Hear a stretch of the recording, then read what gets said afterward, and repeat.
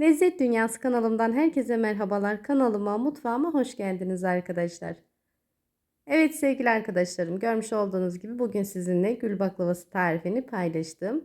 Gerçekten yapılışı çok pratik, çok lezzetli bir tarif. Kesinlikle bu tarifi denemenizi tavsiye ediyorum.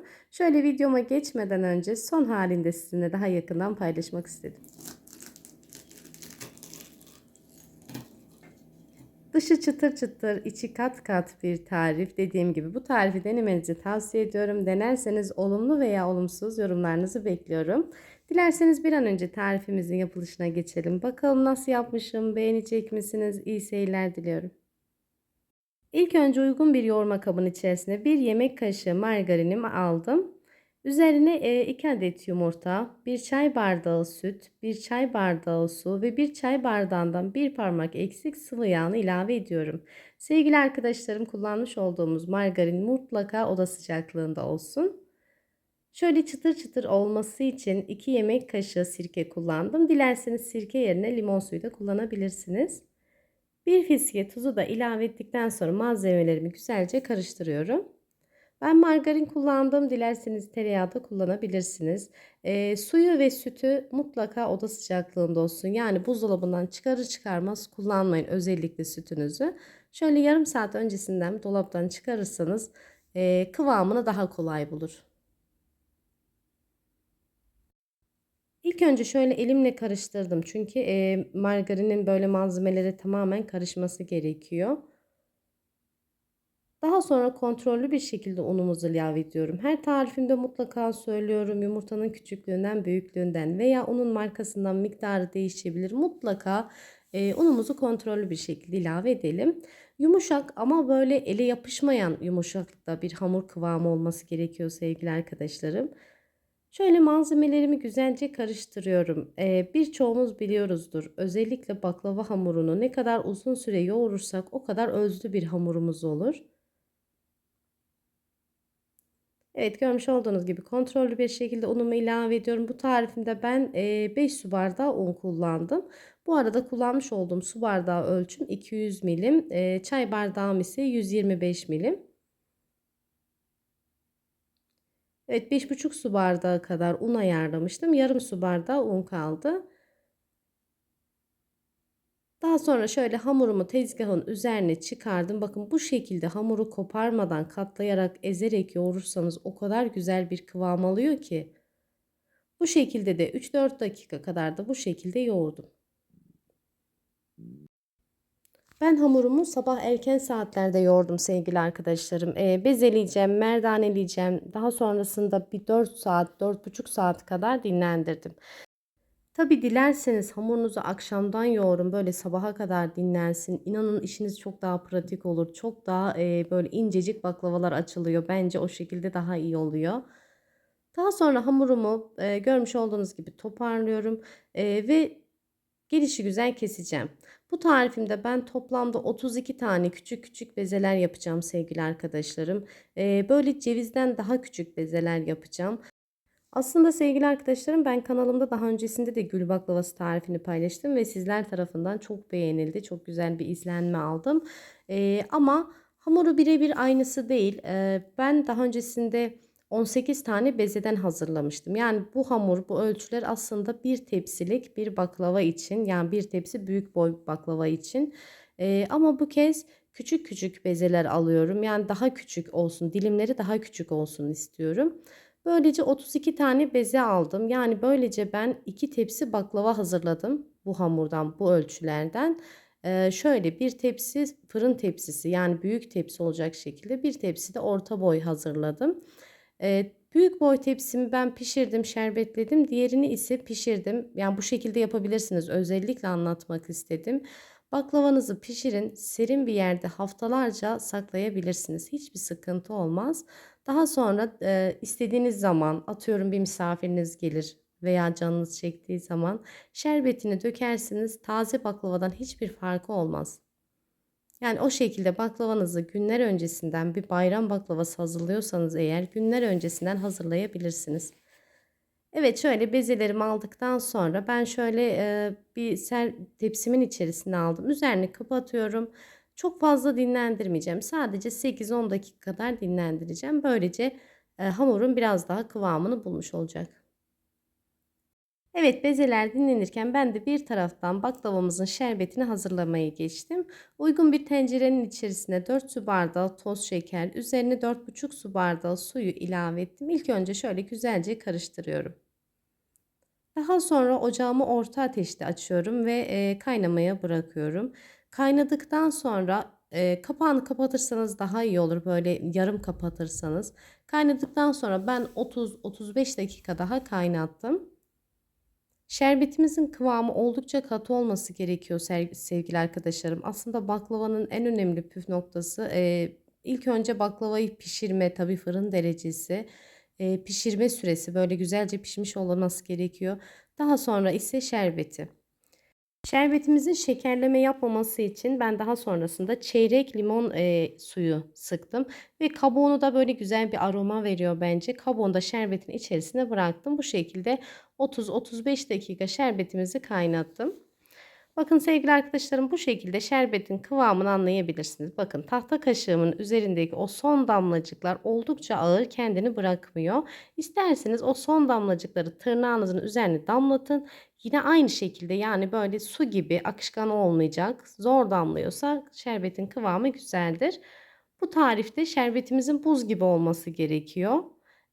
Baklavanın içi ise sıcak olması gerekiyor, ama tam tersinde yapabilirsiniz. Evet, şöyle 8-10 dakika kadar bezelerimi dinlendirdim. Daha sonra tezgahımın üzerine alıyorum. Tezgahımın üzerine böyle yapışmaması için bolca nişasta serpiyorum. Bakın, görmüş olduğunuz gibi bezeler oldukça küçük. Dediğim gibi ceviz büyüklüğünde, daha büyük olmasın eğer bu şekilde gül baklavası hazırlamak istiyorsanız. Tabii bu tariften sevgili arkadaşlarım birçok baklava çeşidi hazırlayabilirsiniz. İnanın hepsi birbirinden güzel olur. Evet, şöyle nişasta ile aralarına nişasta serperek ben hamurların üzerine bastırıyorum. Bence bu şekilde işimiz çok daha pratik oluyor. Daha sonra hamurları böyle teker teker açıyorum. Çok fazla büyütmenize gerek yok. Bu kadarcık açmanız yeterli. İsterseniz bu işlemi merdane ile de yapabilirsiniz. Benim açıkçası oklavaya elim daha yatkın olduğu için ben genelde oklava kullanıyorum. Dediğim gibi sevgili arkadaşlarım, bu hamuru akşamdan yoğurabilirsiniz. Sabaha kadar dinlendirebilirsiniz. Çok daha güzel olur bence. Ama bu şekilde fazla dinlendirecekseniz eğer, mutlaka şöyle aralarına poşet yerleştirin. Yani sadece nişasta yeterli olmamayabilir. Ve şunu da hemen belirtmek istiyorum sevgili arkadaşlarım. Atıyorum, sabah baklavanızı hazırlayacaksınız. Akşamdan yoğurdunuz. Buzdolabında dinlendirin, ama hamuru açmadan önce, yani hamurunuzu şekil vermeden önce bir saat, 1,5 saat kadar öncesinden dolabınızdan çıkarın. Yani son dakika çıkarırsanız hamurlarınız sert olur ve açmakta zorlanırsınız. Böylece incecik hamurlar açamayız. Şöyle her katına, yani bu aşamada aralarına poşet yerleştirdiğimiz için tekrar tekrar nişasta serpmenize kesinlikle gerek yok. Böyle sıkıca kapattım ben. Ben şöyle 4 saat kadar dinlendirdim. Yani böyle neredeyse 2 saat buzdolabında, daha sonra 2 saat de oda sıcaklığında dinlendirdim. Evet, şöyle 2 tane bezemi alıyorum sevgili arkadaşlarım. İsterseniz teker teker açın, hiç problem değil. Eğer eliniz yatkınsa üçerli beşerli açın, işiniz daha pratik olur tabii ki. Aralarına sadece nişasta kullanıyorum. Bence un kullanmanıza hiç gerek yok. Evet, şöyle bezelerin altını üstüne bolca nişasta serpiyorum. Daha sonrasında çok fazla gerekmedikçe nişasta kullanmayacağım. Zaten bezelerimiz çok küçük olduğu için çok da böyle kocaman bir baklavalık yufka açmayacağız. Sevgili arkadaşlarım, bu şekilde baklavanızı açarken mutlaka tezgahın üzerine ara ara temizleyin. Çünkü o nişasta tezgahın üzerinde yapıştığı için alttaki hamurumuzu kurutabiliyor. Gerçekten hamurun kıvamı o kadar güzel oldu ki, bakar mısınız? Yani kesinlikle yapışma olmuyor. Hiç beni yormadan. Çok kolay bir şekilde açıyorsunuz. Şuna da dikkat etmemiz gerekiyor. Baklava hamuru açarken pürüzsüz bir oklava kullanmanız gerekiyor. Bazı oklavalar baklava hamurunu ezebiliyor. Hatta eğer evinizde varsa metal oklava kullanırsanız inanın çok daha güzel, çok daha pürüzsüz baklava hamurları açabilirsiniz. Şu gibi yorumlar alıyorum. İşte ben baklava hamuru açamıyorum. Kıvamı çok güzel aslında ama baklava çok kırışıyor, kenarlarından toplama yapıyor diye. Baklava hamurunuzun üzerine çok fazla bastırmayacaksınız. Baklava hamurunuzu böyle oklavaya sararken çekerek saracaksınız ve şu şekilde açarken de çekerek açacaksınız. Böylece çok fazla karışma olmaz.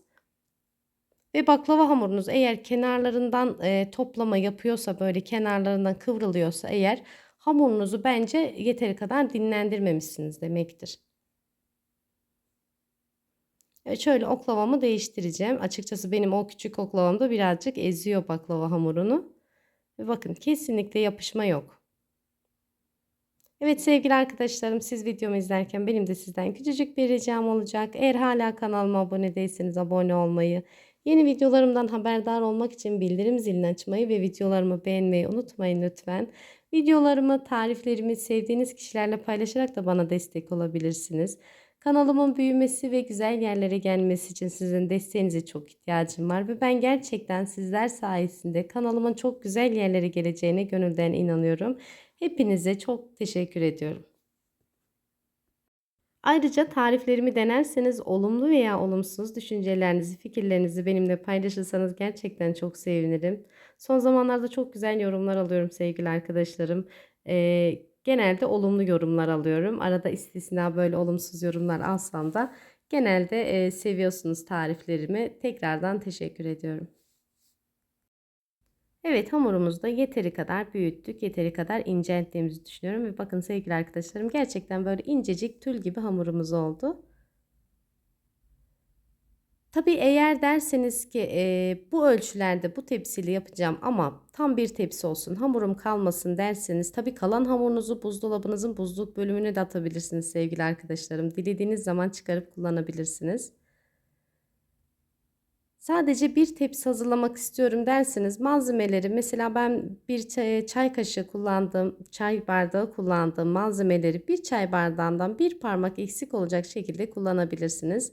Atıyorum bir yemek kaşığı margarinimizi, yarım yemek kaşığı ve yumurtayı da bire düşürebilirsiniz. Evet sevgili arkadaşlarım, bakın dörde kestim. Daha sonra elimle ortasından böyle buruşturarak katladım. Ve ortası açık oluyor. Cevizin dökülmemesi için ortasının tek katını üzerine katladıktan sonra üzerine iç harcını yerleştiriyorum. Ben 250 gram kadar ceviz içi kullandım. Şöyle kenarlarını mutlaka katlayalım. Cevizler dökülmesin, böyle şekli de bozulmasın. Daha güzel gül baklavalarımız olsun. İlk önce iki ucunu birleştiriyorum. Daha sonra cevizin üzerine katlıyorum. Bakın sevgili arkadaşlarım, tekrar tekrar göstermek istiyorum. Daha sonra cevizin üzerine sarıyorum. Şöyle iki kez katlıyorum. Ve görmüş olduğunuz gibi yapılışı çok pratik. Tabii bu şekli böyle rulo gibi saran arkadaşlarım da var ama bilmiyorum, nasıl tercih edersiniz. Bence bu şekilde daha güzel. Ben o şekil olduğu zaman sanki böyle şekli bozuluyor gibi geliyor. Yani çok farklı bir şekil oluyor. Daha sonra fırın tepsime yerleştiriyorum. Dediğim gibi ben iki tepsi baklava hazırladım. Diğer tepsimi tabii sizinle paylaşmayacağım, çekmedim. Onu pişirdim. Daha sonra istediğim zaman oda sıcaklığında haftalarca dediğim gibi saklayabilirsiniz. Daha sonra şerbetleyeceğim inşallah. Ve daha sonra bakın sevgili arkadaşlarım, fırın tepsime yerleştirdim. Üzerine şöyle 250-200 gram tereyağını erittim ve üzerine bir çay bardağı sıvı yağ karıştırdım. Ve birazcık soğuttum. Kesinlikle çok kaynar olmasın. Daha sonra eğer zamanınız varsa yarım saat, hatta bir saatte bu şekilde dinlendirebilirsiniz. Baklavalarınız daha güzel kabarıyor, daha tel tel oluyor. Önceden ısıtmış olduğum ilk önce 180 derecelik fırında, tabii fırınımın orta rafında değil de bir alt rafında 30 dakika kadar pişirdim. Böyle yüzeyi birazcık kızardıktan sonra fırın derecesinde 160 dereceye aldım ve toplamda 45 dakika kadar baklavalarımı pişirdim. Ve bakar mısınız görüntünün güzelliğine? Gerçekten çok güzel bir şekilde pişti. Şöyle şerbetin kıvamını da göstermek istiyorum. Oldukça katı bir şerbetimiz oldu. Baklavalarımı çıkardım. İlk sıcağı gittikten sonra, yani böyle buz gibi de olmasın, tamamen soğumasın ama dokunabilecek kadar da sıcak olsun. Buz gibi şerbetimi baklavaların üzerine döküyorum.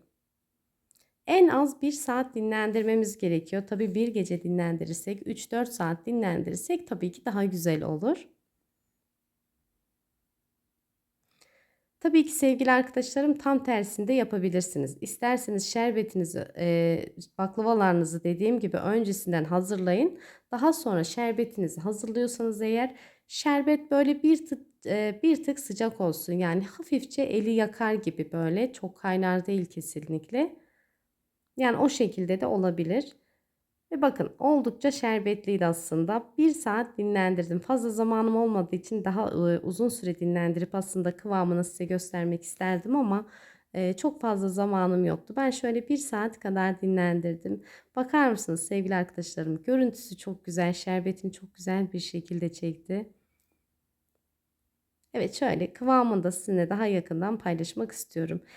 Şöyle birazcık şerbet ayırırsanız eğer, baklavalarınızı servis yapmadan önce böyle soğuk baklavaların üzerine tabii soğuk şerbeti şöyle üzerine gezdirirseniz baklavaların görüntüsü çok daha güzel oluyor. Böyle çok canlı, çok parlak bir görüntü oluyor.